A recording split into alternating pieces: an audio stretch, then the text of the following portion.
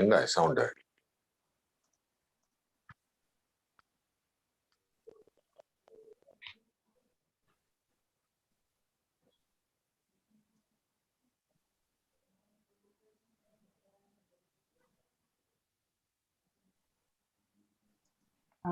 I think Nias is facing some problem. Nias, are you here? Yeah, maybe you can Hi, start. Shwetha, would you please start? I would join Yeah, into yeah. the Please go ahead, Shwetha. Okay, Sure. okay, yeah, sure. So, hello everyone. A very good evening. Good evening. Good evening. Good Yeah, evening. good evening. evening. Good Good evening. evening. Good evening. So, okay, I'll start with something. How many times you had faced something like someone is criticizing your physical features or the way you eat, the way you talk, the way you speak? Does it happen? Do you face such thing? Please say yes or no. Yes, Do you face such absolutely. thing? Yes. Absolutely. And how do you handle it? How does it make you feel like? Anyone can answer. And Uh, how you handle such situations? can you repeat the question, please? Like when someone criticizes you, maybe the way you wear your clothes, or the way you walk, the way you talk, the way you eat, or at times our physical features, like people say, yeah, you're not, तुम्हारा नाक मोटा, or something like that, whatever be the thing. If you face such things, how you handle? What kind of things you create, or what you do at that time, at that moment? Sometimes it would depend on the tone of their voice. Hmm. I'm ready to accept anything, any criticism that is for us to improve. But sometimes, if the tone of the voice is not acceptable, sometimes it is hard to accept. Anyone else? I just say thank you so much. Because Beautiful, his opinion beautiful. about me does not define me. It is not Oh, what very, he thinks of me, it is yes. what I think of myself. Yeah, so beautiful. Anyone else? I think so. This is what I believe, that life is nothing but the series of choices, right? So if Yeah, somebody is criticizing you, then also you have choices. Either you accept it and start self-sabotaging, or either you take it as a constructive criticism and then you start improving. So it's completely up to you what choices you are making. And it completely depends upon the, I think, stages of life, how much you have developed yourself, basically. It completely yeah, depends upon that. yeah. I So this would is say beautiful. yes, because you can learn from people's criticism. I mean, at my age, for me to recall when I was last criticized was a long time ago. People are too polite to criticize me now. But I would say, was it Sindhu? What did you say? It was Yes, yes. a lot to do with the animus behind it, the tone of voice, the uh, if it is in an attitude of correcting you, because I know that Of course. a young lady I know was going to use a word in a poem, and she pronounced it's Ennui. Now, the word is pronounced ennui, and she was saying Only. NUI. So I said, and you are going to be presenting to a whole group of various people. If you pronounce that, you have to pronounce it correctly. And so she decided not to present that poem. But I didn't want her to be making, a fool of herself in front of everybody either. So I had to correct her. She didn't mind because she became a good friend of mine. So obviously she didn't mind. But as you say, it's a lot to do with the approach, the attitude behind that criticism. That's it. Yes, beautiful. And I also like the point as made by Piyush, like it depends upon at what stage of life we are. So at this point actually made me to realize to think about children when we speak to them with such languages like 10 or 12, it's what is actually going inside them. They don't know how to take it, how to handle it. So beautiful. So just a 2 minute story I'll tell you on this. So once there was a painter. He was an immature painter. He used to do it just for his pleasure. So once he painted one of his masterpieces according to him, and he put it on the road and on the crossroads, and just put a notice under that I have painted this painting and this is the best I could do I could do as per I have learned till today. But whatever things, if you're finding some mistakes in it, please put a cross mark over there so that I can improve myself the next time. He put that painting for the whole day, and in the evening he went to take the painting, he found that the whole painting was just crisscross, crisscross, crisscross, crisscross. It was totally sabotaged. It was totally destroyed. He felt very disappointed. He was like, "Oh, I can't do this. I'm not a good painter." Means each and everything was wrong. So he went to his master from whom he was learning, and he asked his master, "This is what means. uh, Don't I know? Don't I know how to paint?" His master said, "Draw the same piece. Then we will see what. Then I will tell you what to do." He painted the same painting. Means he just drew the replica of the same painting. And then his master told him, "Put it at the same place and on the notice board, this time write, 'Whosoever finds mistake in it, please correct it.'" And when in the evening he went to get the painting, there was no point on it. It was flash, it was same as he placed it over there. So it is easy to find mistakes. The moment you have been told, "Yeah, what is the mistake? Can you tell me how to go ahead with this? What to do?" No one will come to you. It's easy to point out. It's easy to find out mistakes in others. So similarly, if someone is finding mistakes with us, we can at least say, "Okay, what it should be like? Please, you do it for me." It's really tough for them, especially to take the things in such a way. And then, yeah, very well, a point was made over here that it is also the way we are taking. If someone is evaluating us, it's our choice. We know and we should know that how to take it, what point I should take and what I should not take. I hope you got the story. So this is where making mistakes is easy, pointing others is easy, criticizing is easy. But when you're criticizing or when you're facing criticism, you just make the point that, "Yeah, can you tell me how I have to change myself? Can you please show that?" Then the things will be in your hand as well and you'll feel powerful.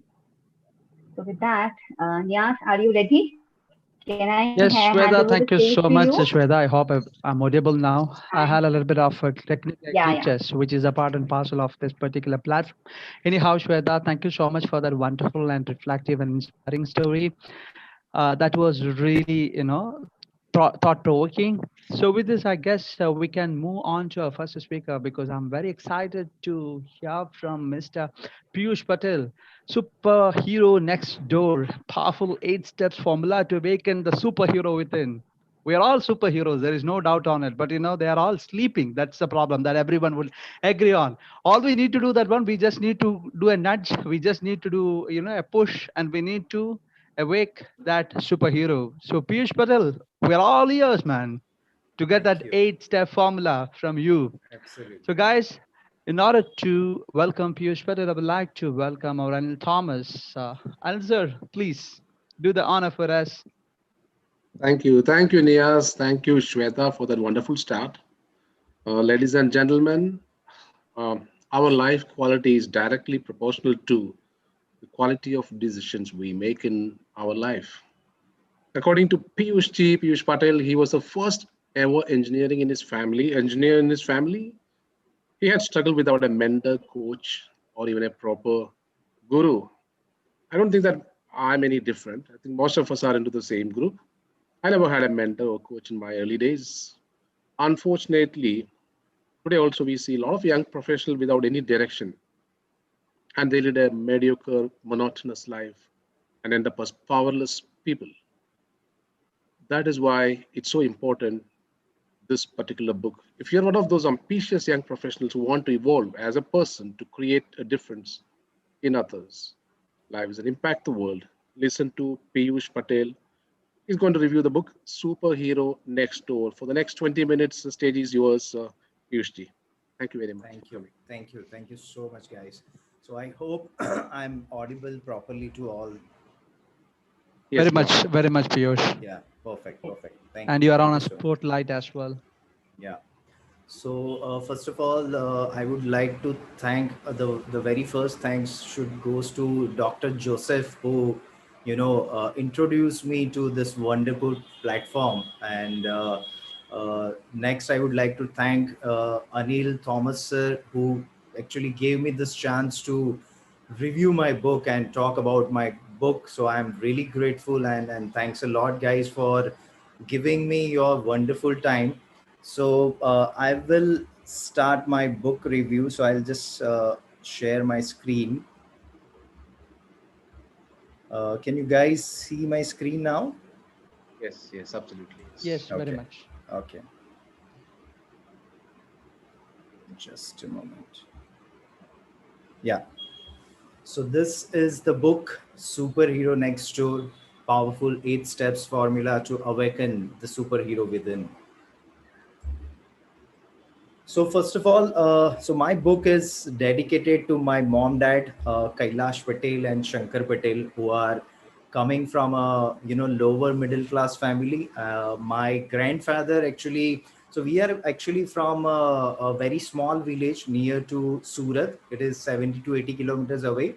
My grandfather shifted to Surat, and he started working as a peon with a local college, and that is why me and my father got a chance to get exposed to a city culture where we were able to learn. My father was the first ever graduate in my entire family, and because of my parents only, I was the first engineer in my entire family. And I would also like to dedicate my book to my mentor Dev Gadvi, because of him only I was able to awaken that superhero within me, and after that I started my passion journey.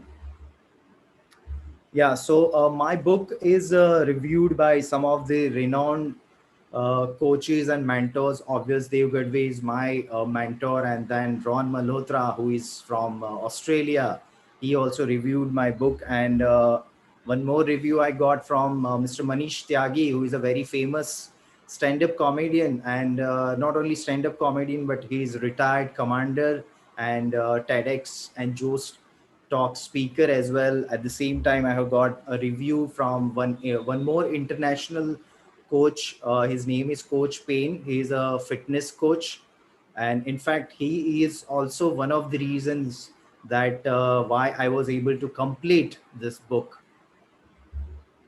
Yeah, so I would like to start the review of my book with this quote of Swami Vivekanand, which says that so why superhero next door. The very first question should come is why superhero next door. And I'm a very big advocate of this question, that whatever you want to do in your life, you need to know that why you are doing that particular thing. So let's first understand that why superhero next door. So, as per Swami Vivekananda, all the powers in the universe are already ours. It is we who have put our hands before our eyes and cry that it is dark. So, unfortunately, for 37 years, I also kept on living the same life where I just, kept on complaining about my things, whatever happened in my life. I did not have mentor, or I did not have the required resources.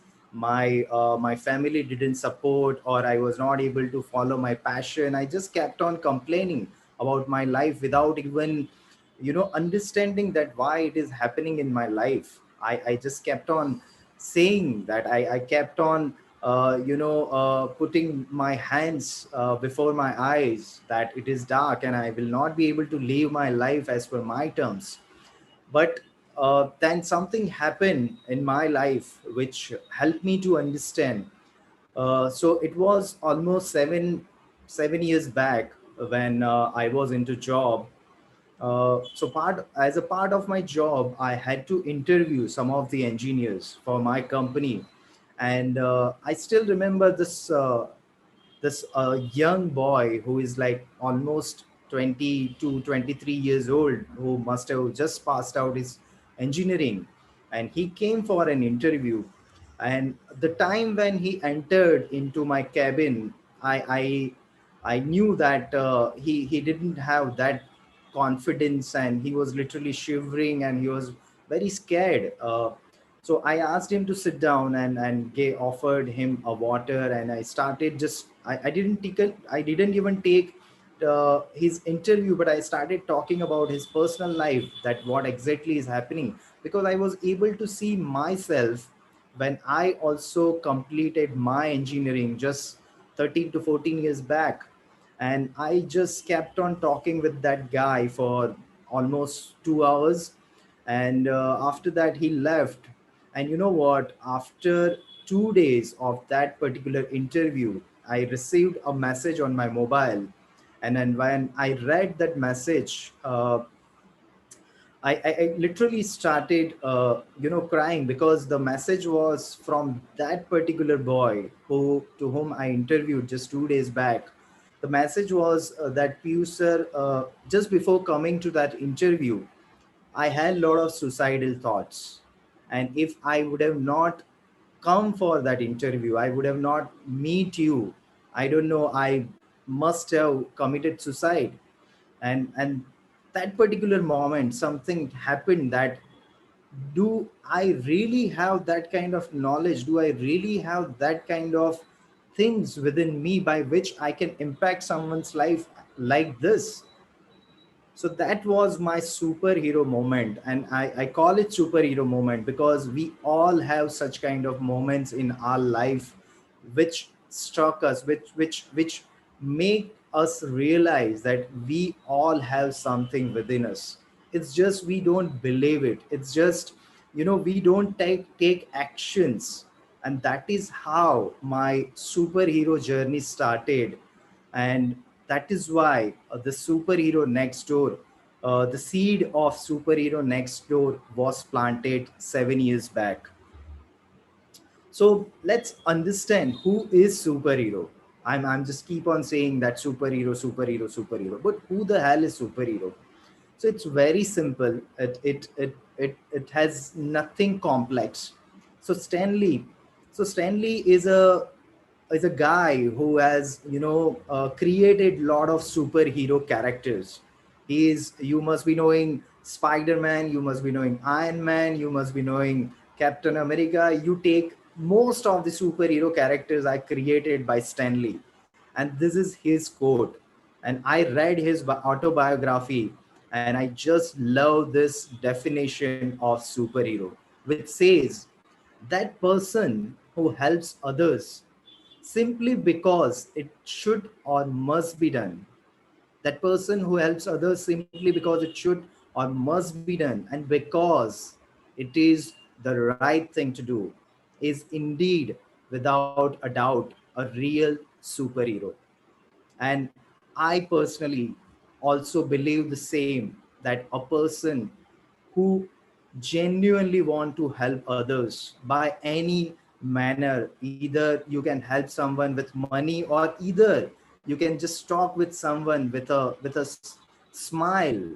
When you are traveling, you can give a smile. That is also a kind of superpower by which you can impact someone's life.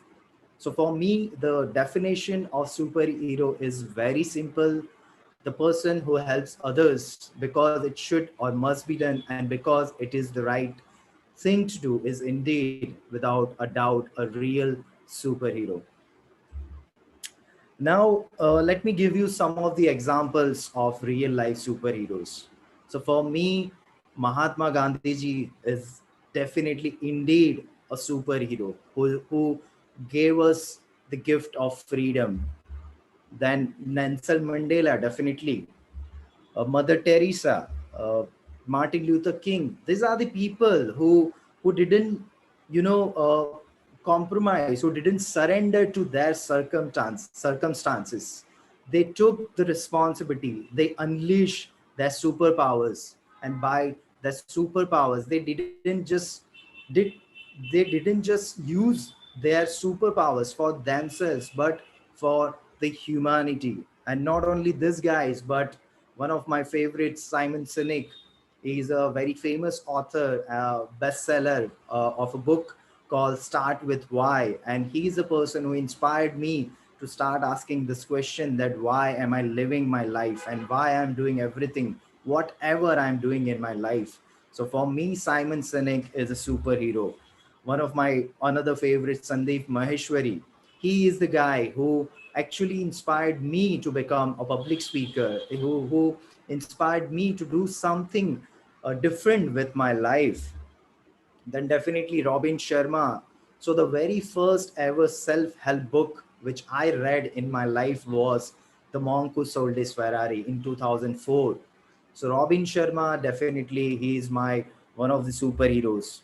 Now I don't know, you guys might be knowing this guy or not. Anybody can take a name of this guy? Do you know who is this guy? The last one.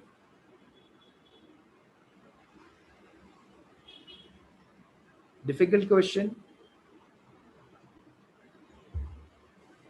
So I'll tell you. So this guy's name is Divine. He is a very famous rapper, and you might be knowing this movie called Gully Boy. So this movie Gully Boy is inspired by this guy, Divine, who born and brought up in Mumbai's one of the, you can say, a very a kind of slum area, not kind of, but slum area. He born and brought up in a family where they were living like 7 to 8 people in 12 by 12 feet of home, but he didn't surrender himself to his circumstances. He took that responsibility. He developed himself. He unleashed his superpower of rapping. And likewise, not only he become a national star, but nowadays he has started working with a lot of international rapper star.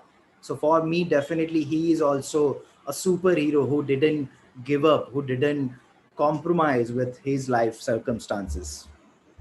This is also one of the very good examples, and I got a lot of inspiration from such kind of people as well. So this is a very famous teacher from Ghana. So as you can see, he's literally drawing the entire Microsoft Word on blackboard. You know, we complain that we don't have resources, we don't have this, we don't have that. Now this guy, what he's doing is he's trying to teach his students Microsoft Word with the help of blackboard. Can you imagine? I mean, we are just privileged people, and this guy who is trying to teach Microsoft Word on blackboard, we just cannot do this. It's just we have limited ourselves, and he has unleashed his superpower of creativity. And likewise, he was not noticed with a lot of international organizations, and because of him only, he was able to get a computer, a laptop for his school. And just imagine the kind of impact he has created in people's life by unleashing his superpower of creativity. So my book basically divided into four parts. The very first part, where I have talked about the real life superhero stories, and then I have talked about what you can expect from my book, Who is Superhero Next Door. I have talked in depth, why do we need superheroes. Then I have talked about Welcome to Planet Earth, something somewhere went terribly wrong, which I will explain you in further slides.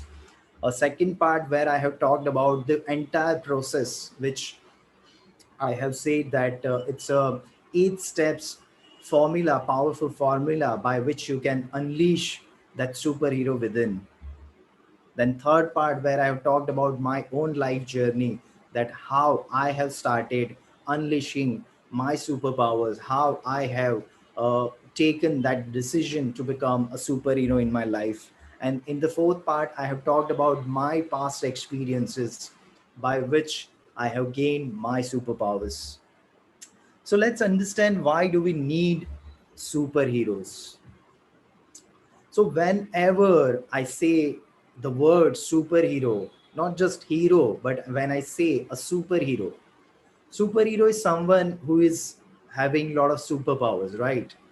So whenever, just remember, as a child or as an adult or at any stage of your life, you are at this moment, whenever you see someone, when you watch someone helping others, we are just enchanted by the action, because we all like to help others for a reason. We have to accept this fact. We like to help others for a reason. Forgot about super strength, lesser reason, the best superpowers might just be the way the superhero inspires and motivates us. The best superpowers might just be the way the superhero inspires and motivates us. So, superhero is someone who use his superpowers not for himself but for the betterment of this humanity. And I want to make maximum people understand that just don't just keep on living your life just for your own self. Try to use your superpowers for the betterment of not only your family but for the betterment of society, for the betterment of this world. So that is why we need more and more number of superhero. You must be observing, nowadays we are going through one of the most challenging circumstances where we require such people who can unleash that superhero within and start using their superpowers for the betterment of humanity.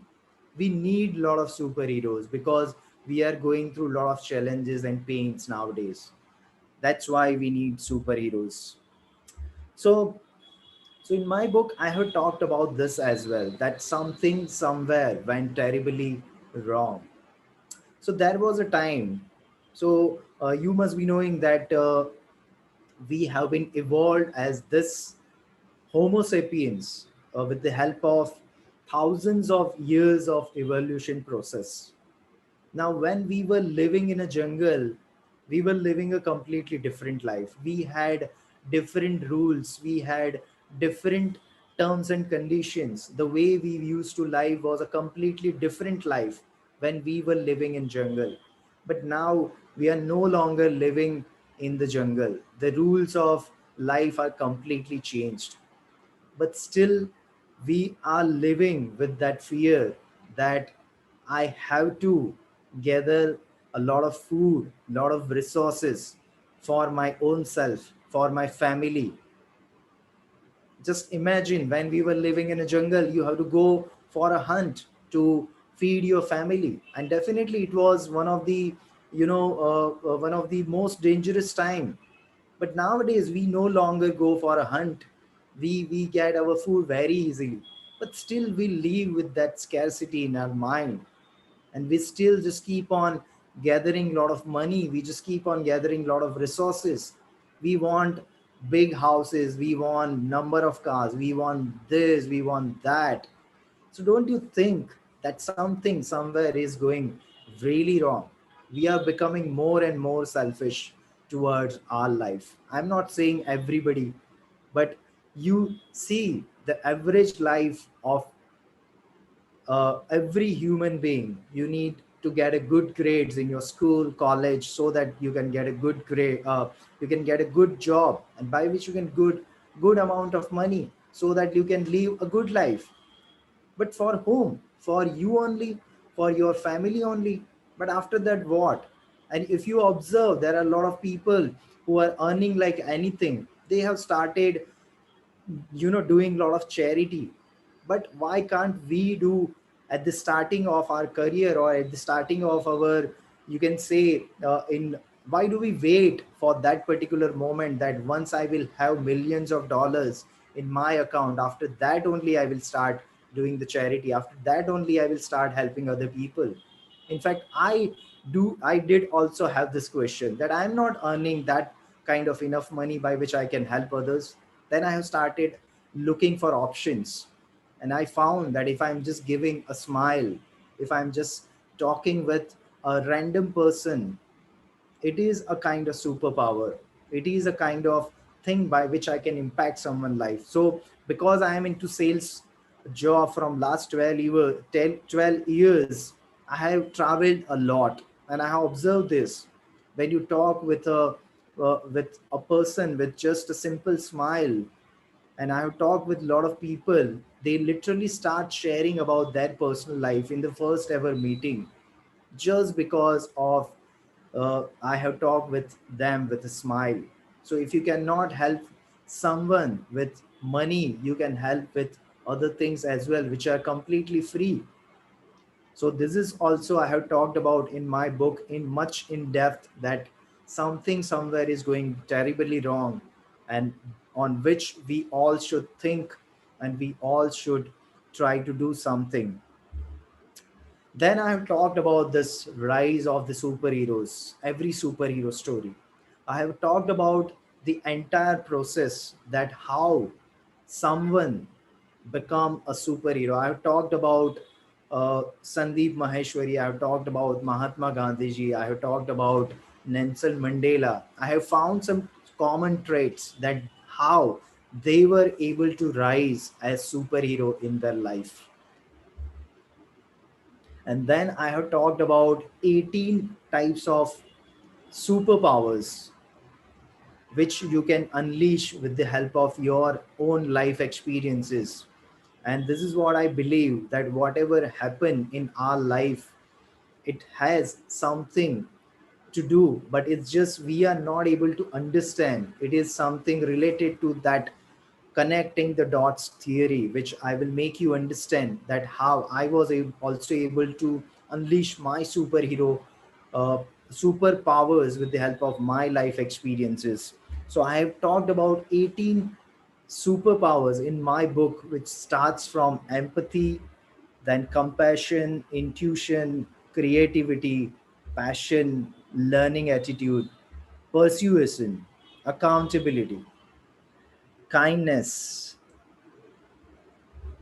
then gratitude is definitely one of the most underrated superpowers. Most of the people just keep on complaining about their life, even they are living with a lot of comfort, even they are living with a lot of things, resources in their life, but they just keep on complaining.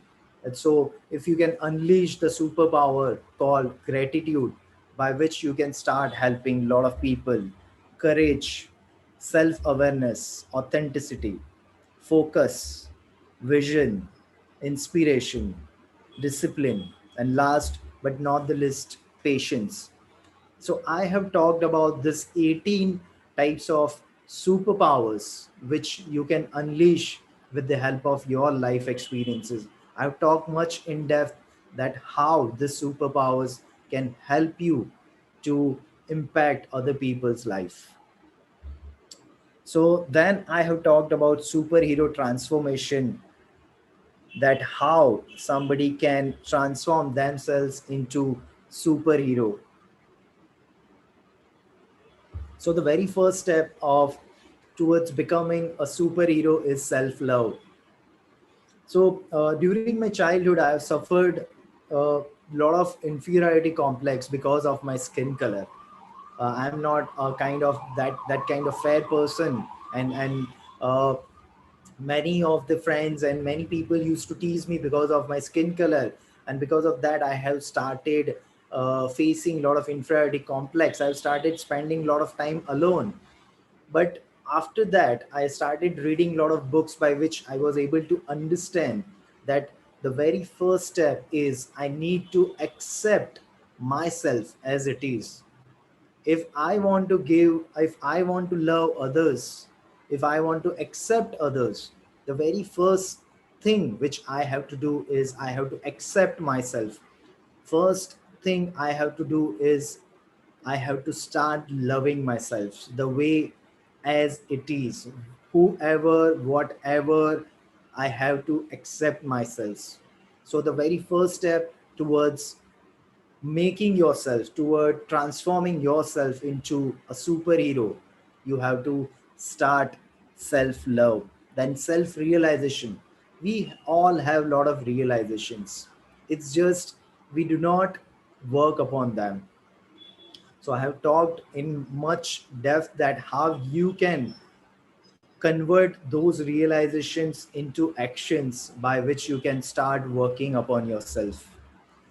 Then I have talk about superhero mindset programming, that once you have self love, once you have self realization, that how you can sustain, how you can develop that mindset.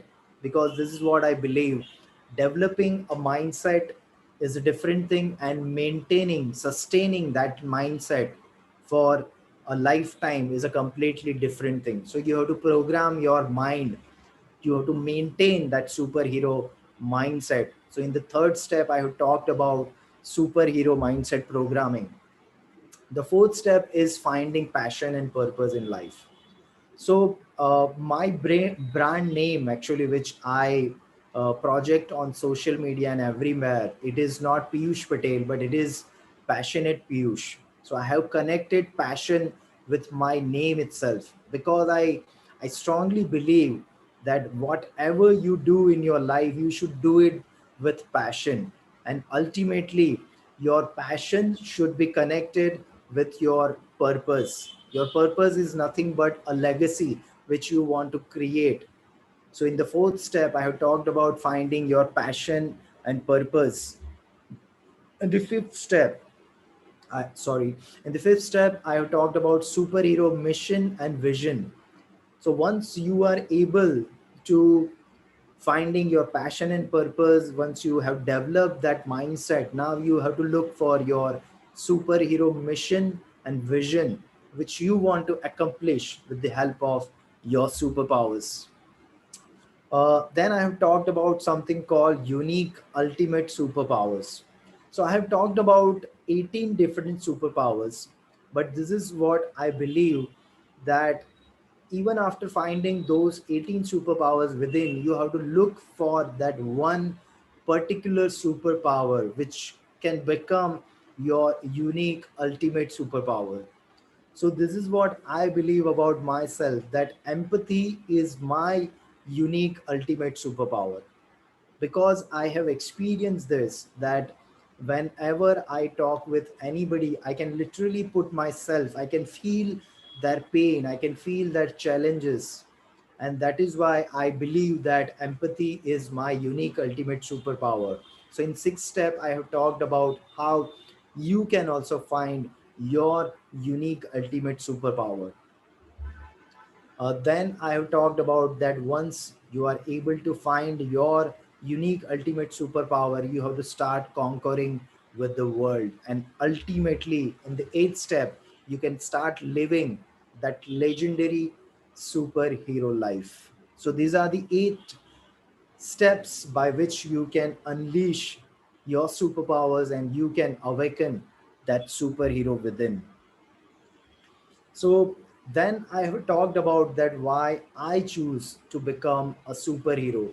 In fact, I have already talked about that my superhero moment, that that boy who messaged me, and after that I realized that something is there within me, and now I have to start working upon that. I have to awaken that superhero within. So this is what my overall life story is, my superhero next door journey. In this particular part of my book, I have talked about my superhero next door journey. So I already shared that from inferiority complex, I was able to develop the superpower named empathy, because I have suffered from inferiority complex. I know that when you are facing that inferiority complex, how do you feel, how how much pain you have, and that is how I started understanding, and I was able to develop that empathy within me. And I was able to understand. I have started connecting myself with other people's challenges, other people's pain. So because of my that particular inferiority complex problem or a challenge of my life, I was able to unleash the superpower called empathy. Then in fact, so in 12th standard, because of some reasons, I was failed. So I am coming from a humble middle class family, and I was a kind of hope for my family that I have to do 12th science, then I have to get into engineering. But because of some reasons, because of some challenges, I was not only I was able to secure good grades, but I failed in 12th grade. And but after that particular experience, honestly speaking, I had a lot of suicidal thoughts. I have gone through a lot of pain, but somehow I was able to come out from that phase of my life, and that phase of my life helped me to unleash the superpower called courage. You know, even after the biggest failure of your life, the only thing matter is courage. So the courage superpower can help you to overcome any kind of failure, any kind of challenges. And I was able to unleash that superpower called courage after my 12th grade failure. So there was a time in my life when I met with one critical accident. And after that accident, uh, the kind of situation occurs where uh, doctor literally told me that Piyush, if you would have come to me just after 1 week or 10 days, we had to cut your leg. So that kind of situation happened in my life. It was almost I was about to lose my leg.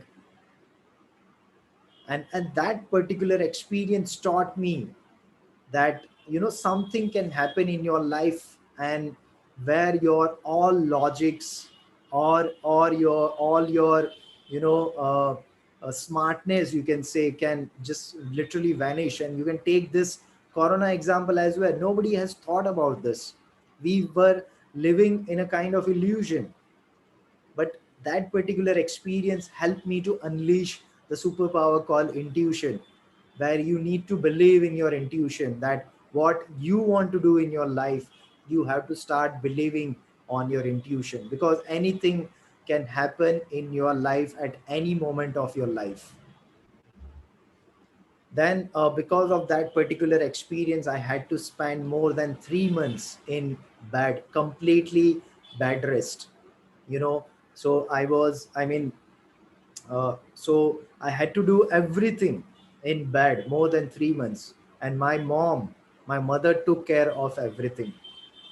And after this experience, I was able to understand the importance of my family, importance of my parents. Because this thing happened when I was around 20 years old.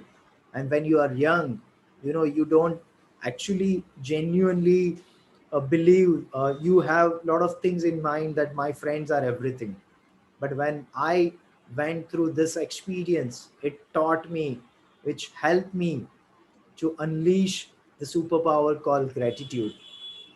That it was my mom, it was my father, it was my sister who helped me to go through this particular experience, where I had to spend more than 3 months in my bed. I had to do everything in my bed, and I was able to unleash the superpower called gratitude. Then, so as I'm speaking a lot of English, but so I did my entire schooling, in fact my diploma engineering also, in Gujarati medium, as I am a Gujarati. uh, so as I did my schooling and diploma engineering, and then I did my degree engineering. So just imagine 12 years of school, 3 years of diploma, 15 years of Gujarati medium study, And then I suddenly entered into college, and that is also National Institute of Technology, where everybody was speaking in English. And I was already suffered from inferiority complex, right?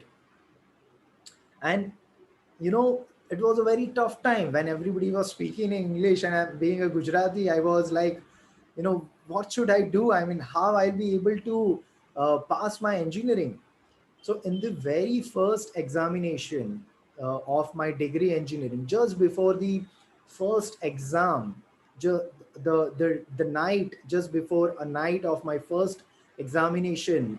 So at that time, my father was doing a night duty job, and my father was not there at my home, and I just literally started crying. I just literally, told my mom that mom, I don't want to appear into exam because I'm just not able to understand anything. I just cried like a baby in my mother's lap, and I just admitted that I don't want to get into exam. And she told me this thing, that without even appearing, without even putting your effort, you should not give up. And that is how I got some courage, and that's how I appeared in the exam. And uh, because of that experience, because of my mom, I was inspired. And not only that, I was able to crack my engineering into first class. Uh, and and this particular experience taught me that you can learn anything in your life. You just need to have that learning attitude. So after that, when I get into my first job, we have entered like 12 graduate engineers together. And when I submitted my reports to my senior people and everybody, and when I told them I'm coming from a Gujarati background, Gujarati medium background, they literally told me that, Piyush, you are joking, you are not from a Gujarati medium background. And that is why I was able to learn this English communication skill. So that particular experience helped me to unleash that superpower of learning attitude. And even at the stage of 40, I'm still a learner, and for my entire life, I'm going to be that lifelong learner. I just keep on learning a lot of things through books, through videos, through podcast and conversation. So I'm going to learn for my entire life. And this particular experience helped me to unleash the superpower called learning attitude. So there was a time in my life. So because of my inferiority complex, because of my English communication and all this stuff, I used to believe that I will do anything in my life, but I will never do a sales job. I used to tell my friends that I will accept any kind of job, but I will never accept a sales job. I just don't want to get into a sales job. But because of some kind of circumstances, I was literally forced into a sales job. But somehow I was able to sustain, and after that I have started enjoying that process. Because of my learning attitude, I have started learning a lot of things, and I started enjoying that sales job. And from last 12 years, 13 years, I am into a sales profession. And now I am a kind of advocate. I tell everyone that in your entire life, in your career, you should do a sales job at least for a year, because it will help you to understand that how you can sell yourself, how you can sell something. And that's the a kind of superpower. Persuasion is the superpower by which not only you can sell your products or services, you can sell your dreams. You can convince. A lot of people nowadays ask me this question, that, Piyush, I want to follow my passion, but my parents are not allowing me. I want to do this, but my parents not are not allowing me. It's just you have not developed your superpower called persuasion, by which you can make other people understand that what you want to do in your life. So sales is just not about selling something, it's about making other people understand that what you want to do in your life. And that accidental sales job helped me to unleash the superpower called persuasion. And so after my engineering, so from starting only I wanted to do something with business. And here our four friends, we started a business which was actually miserably failed just within uh, 3 or 4 years. But because of that experience only, I was able to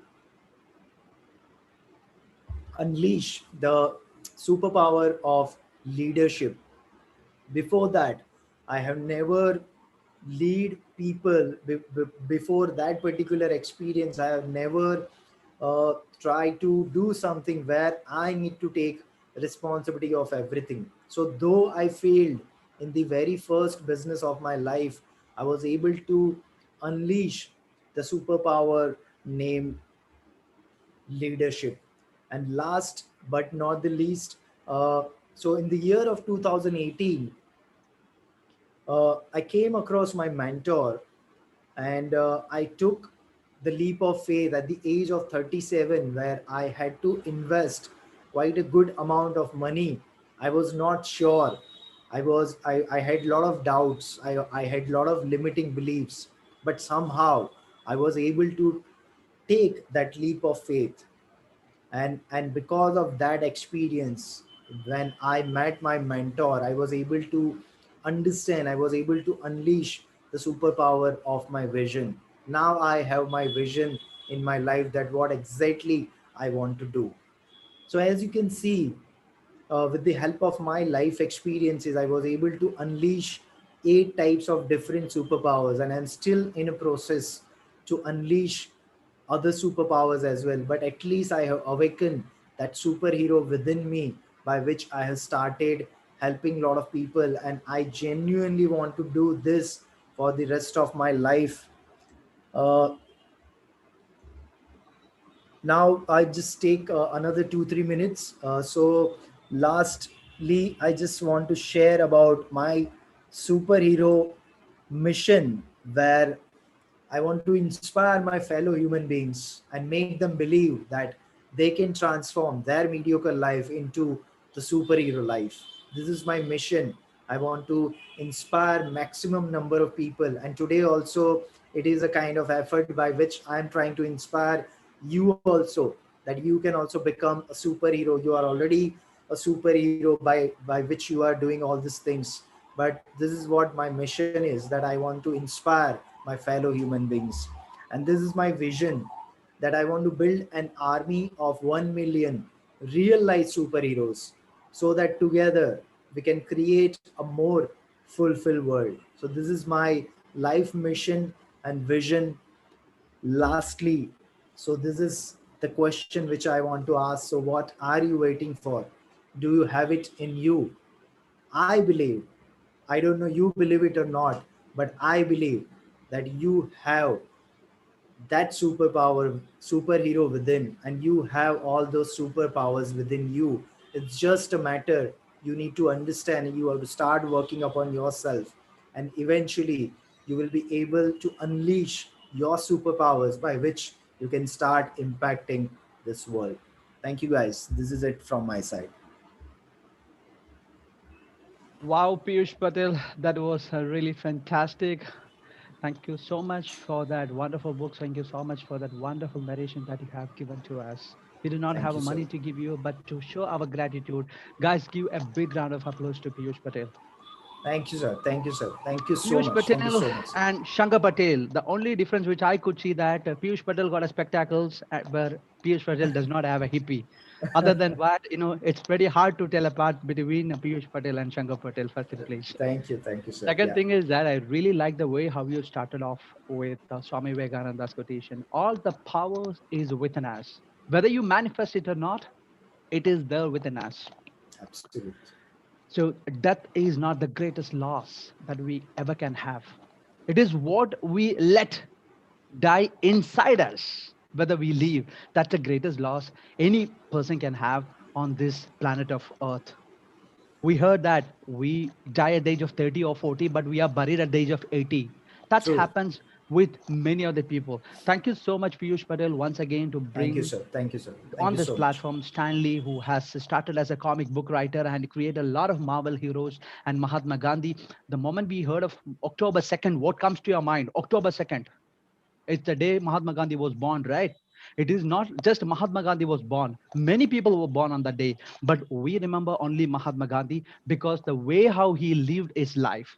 So thank you so much bringing those great personalities on this platform: Mahatma Gandhi, Nelson Mandela, Martin Luther King, and Mother Teresa, Simon Sinek, who taught us how to ask why, and Santi Maheshwari and the monk who sold his Ferrari from the Robinson. Amazing. You you jogged some memories of monk who sold Ferrari. Amazing and divine. The gully boy and the Ghana teacher, Mr. Richard. Wonderful, amazing, amazing. So one thing I want to tell every guys that Thank you, sir. after reading this book, start loving yourself. No matter what color of skin that you are having it, it's not necessary everyone will be having Shweta's skin color. But whatever the skin color that you have it, start loving it. I believe a matrimonial site is the most racist site that you can ever seen, Actually, for the racism. unfortunately, Because when yes. I logged in a matrimonial site during my time, I've seen more varieties of skin color over there than Baskin Robinson ice cream flavors, I would say. You have a Unfortunately, wheatish, yeah. you have a brown wheatish, you have a fair, you have a plenty of skin color tones over there. But I stopped using, just like a way how Piyush Patel did, a Fair and Lovely and Fair and Handsome. When I started reading You Can Win, the first chapter from Shiv Gera, it is not the color of the balloon that helps to go up. It is what is inside us, right? Amazing, Absolutely, Piyush sir. Patel. Thank you so Absolutely. much. Shweta, how did you feel about it? It was beautiful, beautiful. This is the great thing to know that we all have superpowers. And extending your thing, Nia, the thing you said, I too believe that on our deathbed we'll realize that my life was a dream and I didn't live it. True. So, Wonderful, and many wonderful. people, it also says, and it's said by Robin Sharma, that many people dies at 20 or 30 and just get buried at 18 because we let those things, those True, superpowers inside us true. to die at a very early age. And then we just live a life which is a routine life, a regular True. life. So each one of us at any age, whatever we all have superpowers, and you have given us 18 superpowers. So beautiful, and the 8 steps towards our superpowers. It was a beautiful review and beautiful book. I'll definitely go ahead with it. Thank you. Absolutely, absolutely. Thank you so much, Piyush. Thank you so much, Shweta. With this, I guess we will have to move to Phoenix Chetana, Yeah, because now we are 6:08. We yeah. ran out of the time when we started this show. So I would like to welcome Anil Thomas once again over here to welcome Mr. Chedana, Miss Chedana, and we will start with that round. Once it is done, we shall do a quick round of both book, quick review. Anil sir, please. Thank you so much, Nias, and thank you, Piyush ji. It was a wonderful, one of the best book review we ever had on this platform. Joseph Thomasa, thank you so much for introducing Piyush ji into e-Bookery. Now, coming to second speaker, any woman is only as strong as she chooses to be. This quote from the book pretty much sums up the entire theme of the Blue Phoenix. I'm a bit curious about this title. I thought the phoenix, bird phoenix, is always in red or yellow color, but Blue Phoenix by Chethana Ramesh. It is a story of many middle class girls. Oh, it's going to be another same interesting topic, and talks about their inhibitions, insecurities, and fears. Complex inferiority complex can also be considered a story for all, any gender as well, who find themselves too simple, the sophisticated group of people or society. And let me introduce, with respect, Chetna Ramesh, freelance soft skills trainer, fiction writer, blogger. She's got master's degree from Nanyang Technical University, Singapore, and then master's in English language from Indira Gandhi University. Welcome, Chetna. Thank you so much, Anil sir. Thank you so much. I hope I'm audible. Yeah, Very yeah. much. Yes. So first of all, I would like to congratulate Piyush. That was a fantastic book. It was highly inspiring, and some of the points that you were talking about, Piyush, I have been through those things as well in life. So that was something that I could connect to. So I'm definitely going to read your book. So, like Anil sir was saying, my book, The Blue Phoenix, it's not a fantasy novel, although it's worded as the phoenix. However, it is a symbolism. A phoenix is a symbolic word, and it is a symbolism for my protagonist. My protagonist, a woman, and I wanted to write a woman centric book from a very long time. Initially, I would like to talk about why I wrote the book in the first place. I have been an avid reader all my life. I don't even remember when I started reading. So I make it a point to read at least 60 to 100 books every year. So after having read so many books for so many years, somewhere along the way, I started feeling a kind of a loss because I was only reading books from English authors or American authors. So I wanted to read about India. I wanted to read about Indians, about Bangalore, because I'm from Bangalore. I wanted to read something that I could relate to on a more personal level. Because all my life, I have been reading certain things that do not fit into the kind of culture that I have grown up in as an Indian. So, consciously or unconsciously, along the way, after so many years, I started looking for books that I could relate to on a personal level. And somehow I could not find that kind of a book. And one day I read a quote somewhere from a very famous author. Her name is Toni Morrison. In fact, she died recently. But there was this one quote that really got to me, wherein she said, if there is a book that you really want to read, if there is a book that you want to read and it has not been written yet, you have to write it. You have to write that book. And that really got to me. And at that point of time, I thought, oh my God, how can I write the book? I have to keep searching for that one book which would make me feel like, okay, this is the kind of book that I would like to read all my life. But then somewhere along the way, one fine day or one fine night, I just picked up my computer and I started typing. And then I could not stop. The next 45 days, I was like a person possessed. And then the story inside me had to just come out and it built by itself. But then there were many themes that came out of it. This whole exercise, although it is just supposed to be, see, many people, they like to read nonfiction. Like, for example, Piyush, your book is something that would inspire a lot of people. But for people like me, I have always read a lot of fiction. And I feel that fiction also contributes a lot through a story because we are all born storytellers or we all are human beings, social beings who love listening to stories. So, as long as there's a story in it, I would be able to absorb the lesson a lot better in my experience. And even in my experience of having trained a lot of people, I would always include a lot of stories in my training sessions as well, and I would find people sitting up and paying more attention.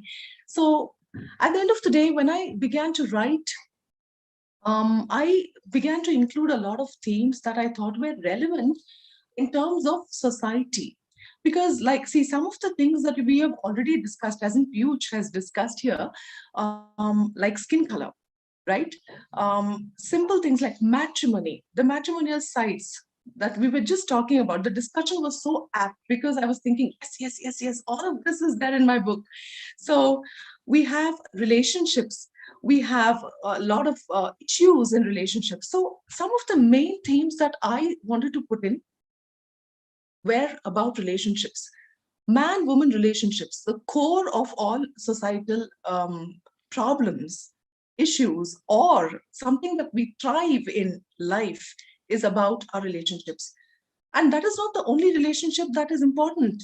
There are many others as well, like parental relationships. What is the relationship that we have with our parents?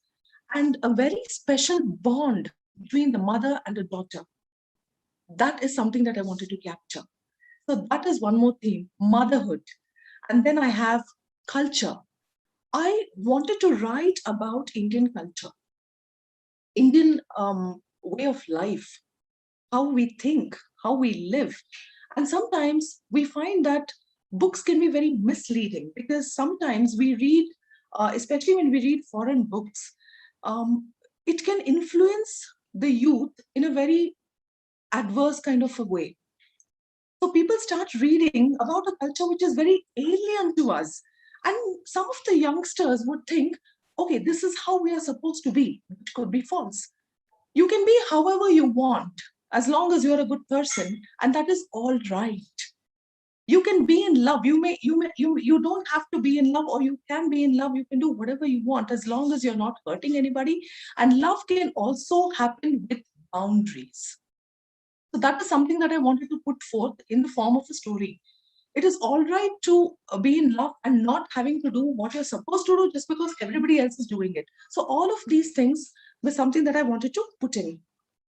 So some of the other things that I have included, culture. I have not just picked up the culture of whatever India, the culture of India. I also wanted to include work culture, as in a corporate culture. What happens within a corporate environment? What happens in a competitive environment? The tension, the pressure, and how it affects our psychological relationships, and how it helps us to thrive on one hand. At the same time, it would also get us into trouble or even affect our relationships at home.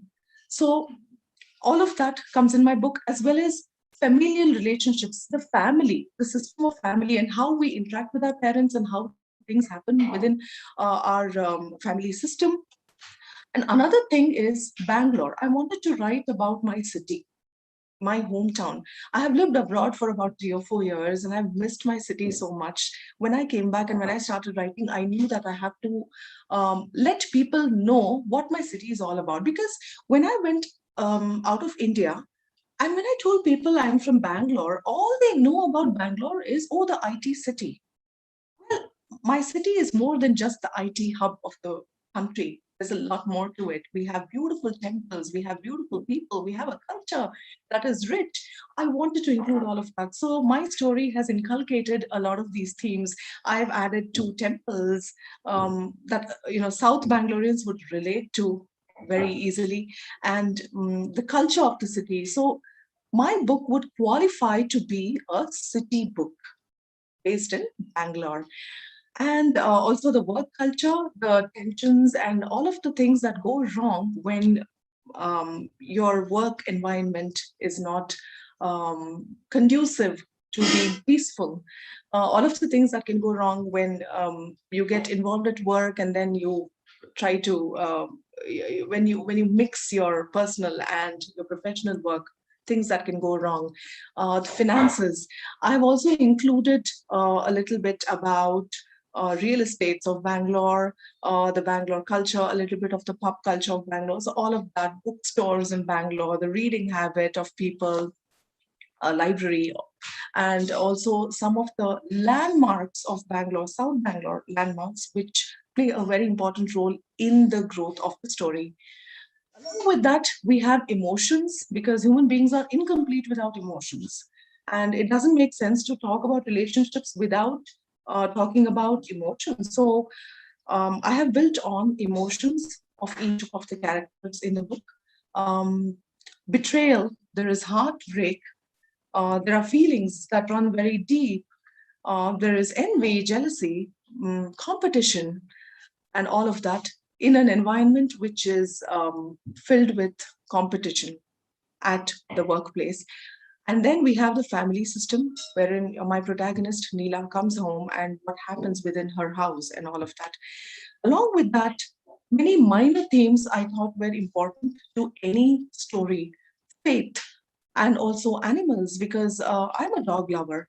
At the same time, I wanted to put in an aspect where there is an aspect of having to be careful when we even a dog lover needs to know that there is there is harm as well when we deal with animals. So I have put in two different aspects wherein there is a group of dogs which a canine attack as well, and a canine that saves the protagonist in the story. So there is adventure, there is midnight adventure. There is also a lot of danger. And when I talk about danger, it's not just animals that are harmful. I think human beings are the most dangerous creatures on earth. Actually, humans are the most dangerous creatures. Animals have no agenda when they harm people, but human beings can harm others for no reason at all. And this is the kind of world we live in. And when we learn to survive, we survive only by learning how to deal with danger that comes from all avenues, right? So I have also put in an aspect of danger uh, for my protagonist. And also, there are a lot of issues like skin color, number one, height, because height is also an important factor. Believe it or not, in our matrimonial system in India, I do not know everything is an issue. The right height, the right color, the right hair, whatever, everything. And how this affects people, the psychological consequences that people have to go through stage by stage when they have to deal with this constantly from society and constantly from the family as well. The tensions that we have to go through, and girls especially have to go through in society, is something that I wanted to showcase, and I try to do that. Another, and of course, marriage is an ongoing theme throughout the book, and everything else surrounds that, the relationships and everything else. But another aspect that I wanted to talk about, and I did in the book, or rather present in the book, is about specially abled people. I have worked in an NGO for some years, and I have taught specially abled children and adults as well. And I know how psychologically damaging it can be to live in a society that is always striving for perfection. It is a very, very difficult. See, we are normal, as in, I'm saying we may not have a disability, but then we still feel so many pressures. We still in the space where, am I looking okay? Am I okay? Is this all right? Is that all right? There's so many issues. And imagine a person who is disabled, how more difficult it is for them to adjust to a society that is looking for perfection. They still need to have relationships in life.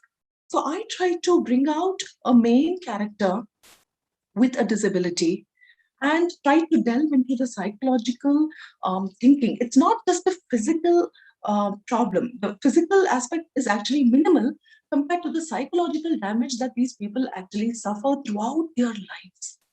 I try to bring that aspect into the picture and build on that. So this is one more important theme that I have dealt with, the challenges that they have to face on a daily basis and how resilient they have got to be able to go heal from all of that. So, of course, I have included canines as well, like I already mentioned. One more important theme that I wanted to mention is about the girl child. We know that we are in 2021 now, and things are a lot different. In fact, a lot of people, especially the youngsters, keep asking me, this doesn't happen anymore, right? It doesn't. But I tell them it does. Yes, the issue about the girl child, because today when I'm interacting on Twitter or wherever, I have seen people ask me or tell me it is better not to have a girl child.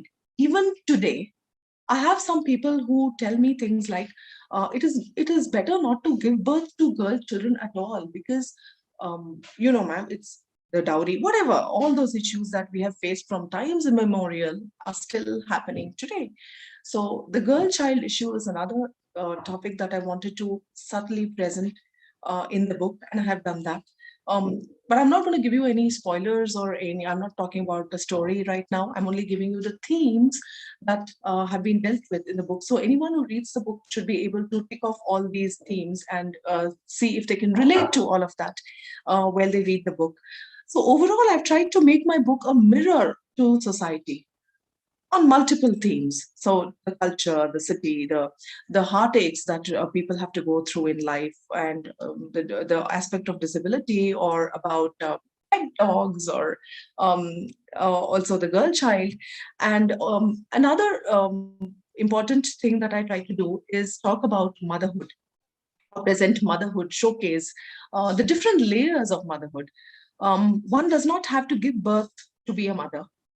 That is one thing that I've tried to showcase. And also, the four characters, I have used four characters here. One is the protagonist, Neela, and two of them are the male characters, and the other is the mother of the protagonist.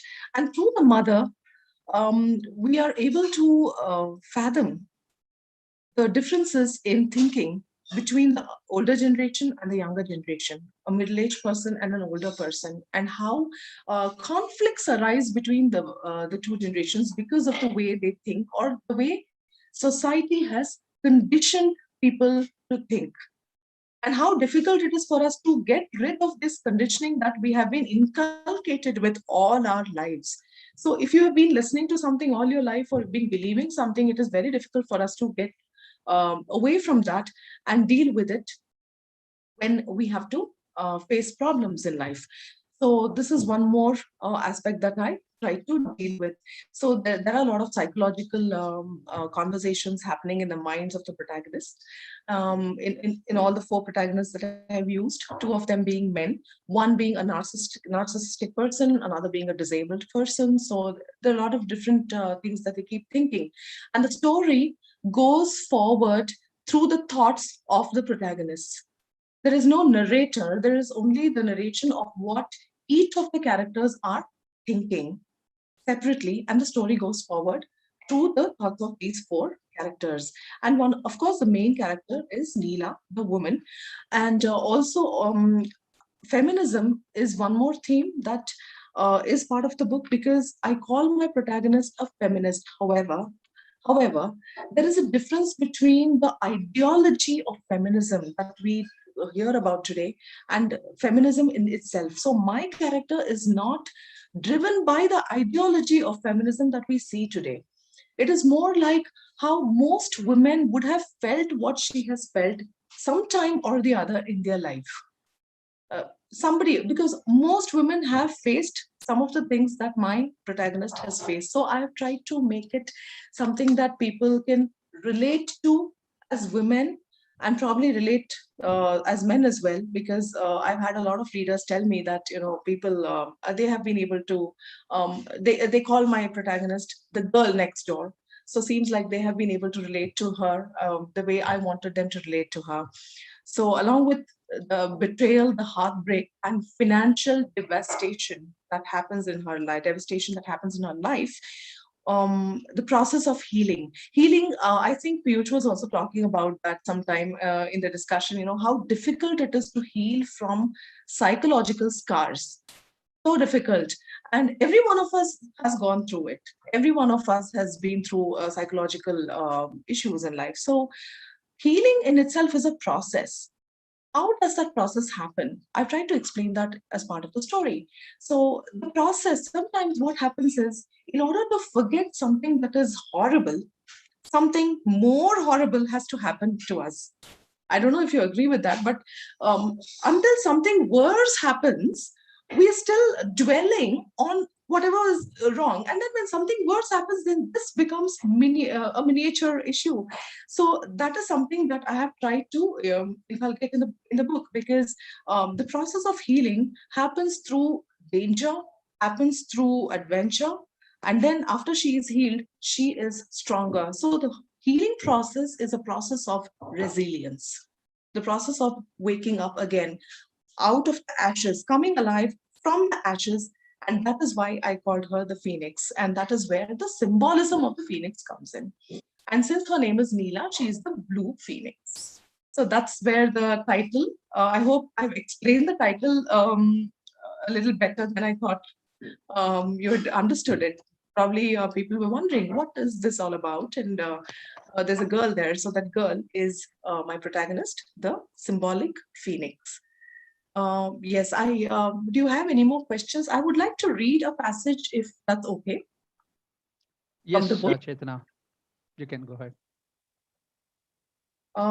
It's a large book. I have divided it into two portions, for book one and book two. But I've just picked one small passage. I hope you enjoy that. Animals have a keen sense of smell. They whiff fear as quickly as a hungry predator scents its prey. The dogs were hungry. The woman held something unusual in her arms, something tender and sumptuous. The carnivores knew that she was terrified and moved in for the kill.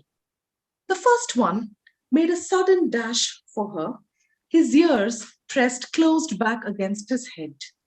She kicked out at him without thinking and knew at once that she shouldn't have. Everything that happened next seemed to occur as if in slow motion, although it took only an instant.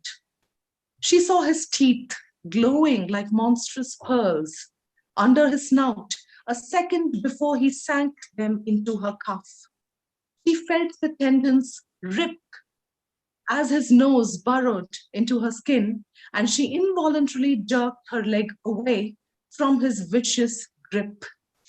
Warm wetness spread from the gash, the scarlet design spreading rapidly over the torn cotton of her limb. She screamed, but no sound escaped her throat. The dog moved slightly away, hissing and spitting as he flung his head from side to side, slime oozing from his mouth. Excruciating pain seared into her very soul, and her feet began to give way below her. Her vision slurred. The terrifying bark tore into her pulsing eardrums. Watery darkness shrouded her eyes, and she blinked as the green grills of the fence loomed up into her face. Her right arm went numb, and she felt the baby sliding down towards the ground. So there is a baby. I do not want to give you any spoilers for readers who want to experience the book as the way I want them to experience it. I hope the book is not just a book, but an experience in itself. And all these themes, I hope at least every reader would connect to some different theme. Maybe not all of them, but different readers are looking for different things. So I've tried to include all of that in the single book that I wrote. I think that should give a fairly good review about my book. If anybody has any questions or queries. Thank you so much, Phoenix Chethana. That was a really a fantastic review and a fantastic book. Today, the speciality that we had over here, it is not just a mere two good books that we had. We had two amazing speakers as well today, very eloquent speakers, Piyush, Patel and Chethana. And the time is 6:33 Dubai time. We are shooting out 3 minutes ahead of our time. Thank you so much for all the latecomers, including me. Otherwise, we would have closed this one at least by 6:15. Anyhow, it was a really brilliant session. Thank you so much, Piyush, Patel, and Chetana. Since we do not have a much time today, we do not have a luxury of a time. I would like to take quickly one or two people to share their views on these two books. And if you want you guys to speak, Chetana or Piyush, a little bit more about any particular area, please mention it over here. And the discussions, I believe, we can extend to our WhatsApp group. We have an amazing WhatsApp group available. I believe we are all part of that WhatsApp group. So whatever the remarks and whatever the discussion that we have, we can extend to that group. But quickly, I would like to take one or two people. Shwetha, do you find anyone? Thank you so much, Chetna. It sounds like a really interesting book. I really enjoy the fact that you touched on all these various themes. There are a lot of writers in India writing in English. So, I mean, I'm sure you must have read some of those as well. But and I love Bangalore too. I visited it a few times. I don't live there. I was there in my childhood. But it's a lovely city, and I'm glad to see that there's a book about it. Thank you. Thank you, Rohini ma'am. Thank you. Can we have one or two volunteers, and after that we can close this with the Piyush and the Chetana's. We would like to have their feedback also on e-Bookery. Rajamani sir. Yes. Okay, the first one, I really like it. Very quickly, I just want to tell you, it reflects my own story. Whatever he told, Piyush Patel told, it reflects my story. I will tell you very quickly. When I joined in Indian television channel, Doordarshan, long time back. It is in Chennai. And then all my colleagues are from very, very popular schools of Church Park, Rosary Metric, and then St. Beats and all the other schools. I'm the only one person who came from the rural background. So I don't know how to speak in the English, proper English in the meeting. Every day we will have the morning meeting. The Dr. Muralidharan is a very popular director. So when he asks me some questions, I will really put my efforts to speak in little bit English only. And what I did, I just want to tell this one, Piyush Patel, what I did, I just read it in the Hindu newspaper. One person, some preacher, Hindu, that is Christian preacher, he is coming to Chennai. He is giving the speech everywhere. So what I did, I just thought if I just go and attend that speeches, then I will improve my English skills. So wherever I go, I will just go and sit in front of the front of him. I listened to all his speech.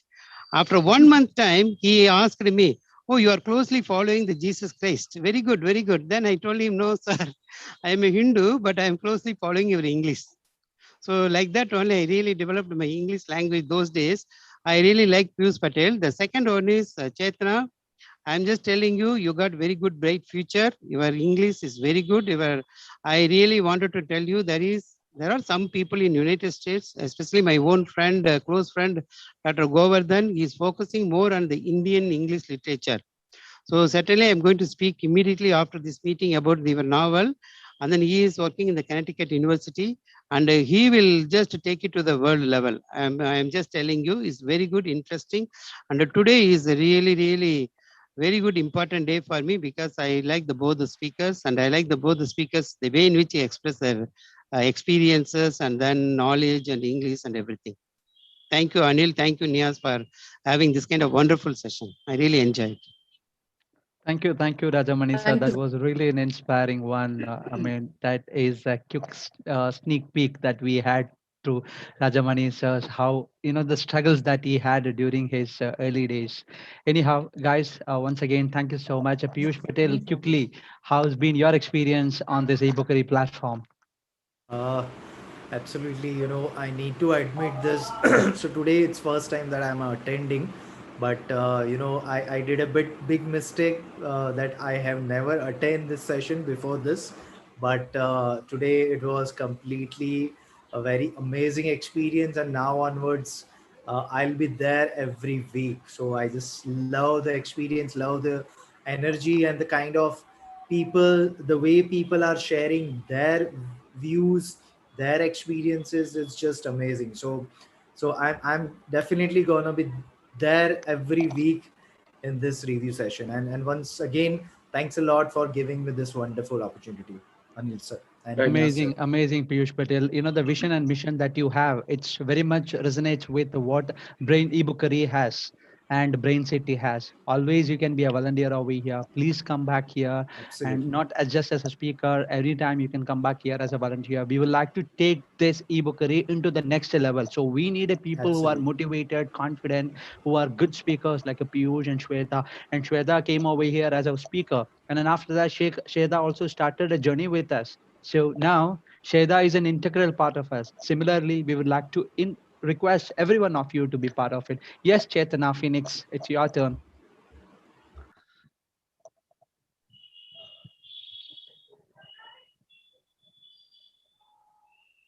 Unmute, unmute. I think she got some internet problem. Yes, Thank you she got so an. much. This has been a wonderful opportunity for me, and I guess she got some internet problem. Yeah, yeah. Yes, yes. Or she overwhelmed on the offering what Rajamani sir gave.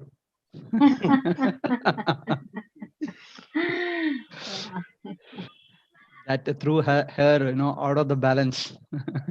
All right, I guess she is not there. She got her internet connectivity issues. Niaz, can we call Dr. Joseph Thomas? I'm sorry. Yes, sir. Is Joseph Thomas I'm here? sorry, I think my internet was disconnected. Okay. Is it? We thought that offer Rajamani sir gave you through you out of the I'm balance. sorry, the internet was disconnected.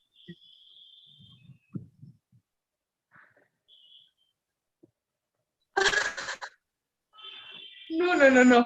My internet, I was talking and then my internet was disconnected. Still, And so Chethana, I your voice is apologize. breaking. I was saying that this is the first time that I've had an opportunity to talk about my book, give me reviews.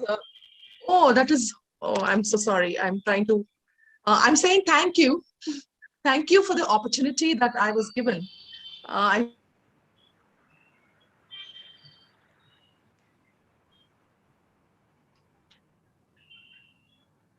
Yeah, Niyaz, do thank we you have is the time only for word that we heard from Chetana, and then after that, internet got disconnected.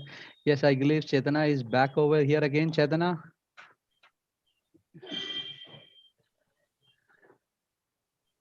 no, Chetana is not there. Okay, we would like to take Mr. Joseph. Is Mr. Joseph here?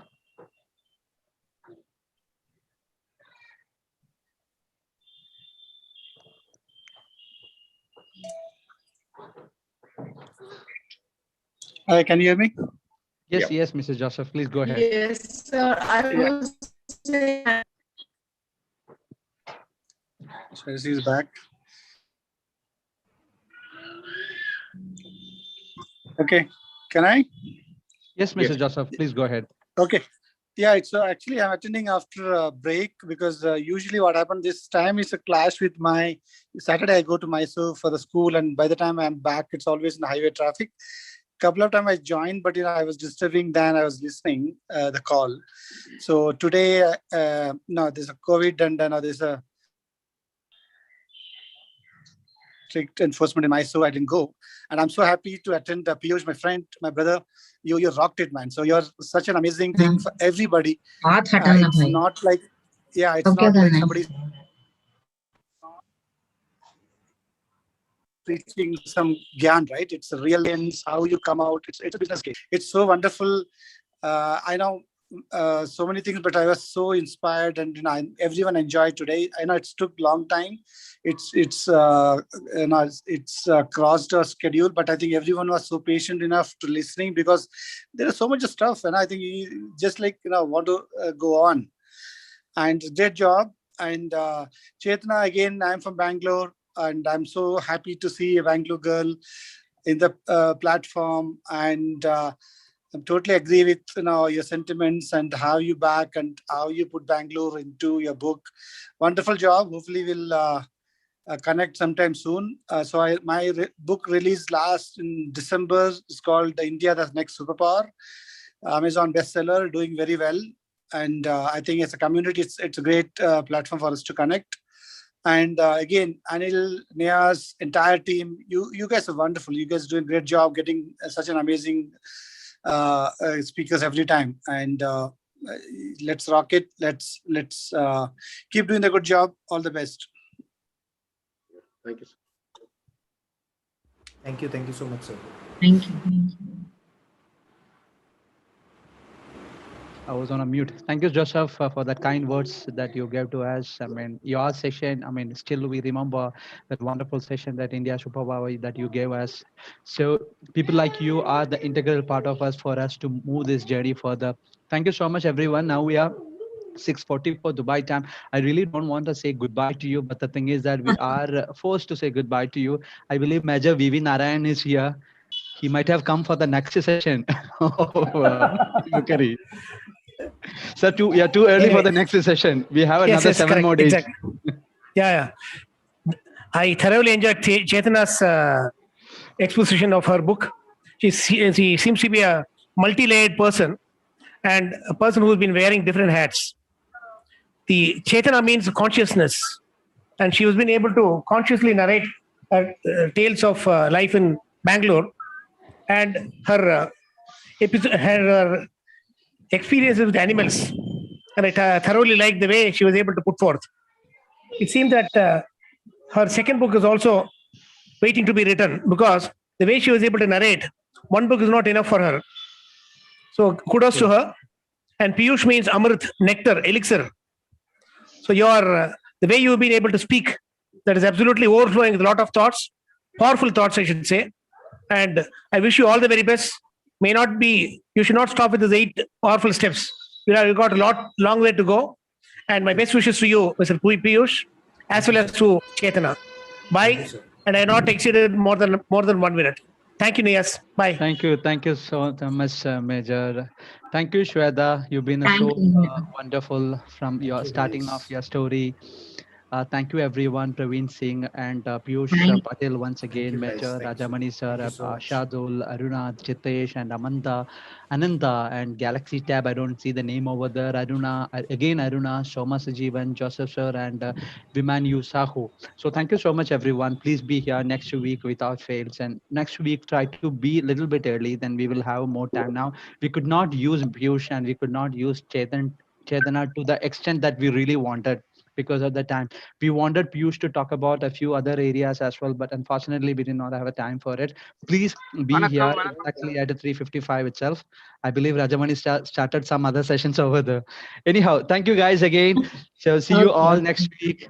Till then, Yeah, goodbye. Thank you, sure, guys. sure. Thanks a An lot. amazing Thanks a IPL lot. is going on, and And thank you. Anil sir, and next week will it be the same timing because Ramadan? Yeah. Yes, we will discuss about it then. Yes. Yeah, and Chedana is back here, I believe, with a powerful and Chetna is back. empowered In case internet. she wants to say anything. Chetna, are you okay? I'm okay. The internet was giving me trouble. Thank you so much. I want to thank each and every one of you in the Ringside team and the e-Bookery team for giving me this opportunity because until now, after so many months, that is, I released the book, published the book in November, but I have not been able to talk about it ever until you guys gave me this opportunity. So thank you so much. And I'm looking forward to being part of your sessions in future as well. Hopefully, there's so much to learn and so much to share. So thank you, every one of you. Anil sir, thank you so much for giving this chance to me. Thanks, Chetna. Thanks. Thank you so much. Thank you, Chetana. That is so inspiring for us that you wanted to be part of this journey, and we really love seeing you over here as a volunteer. Please get connected with Anil Thomas sir and have a wonderful journey together on this wonderful platform. So, guys, see you all next Take care. week. Bye bye. Bye bye, Time. guys. Bye bye, Bye guys. then.